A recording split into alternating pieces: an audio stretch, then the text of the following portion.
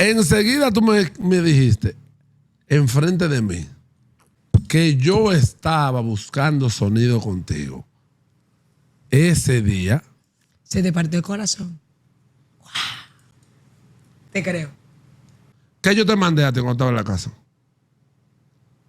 ¿Puedo decirlo? ¿Dilo? Un detalle muy lindo. Mi perfume favorito. Ok. ¿Por qué yo lo mandé? Pues yo creo que porque me querías hacer feliz en el momento, porque se me había acabado y creo que lo escuchaste o no sé. Exacto. ¿Decía alguna nota? No. ¿Que era yo algo? No. Lo más yo fácil. tuve que averiguar mucho para saber que eras tú. Okay. Lo más fácil del mundo, si era sonido, era yo poner una nota y decir que era yo. Es verdad. Fulano, no digas mi nombre, no mencionen a nadie.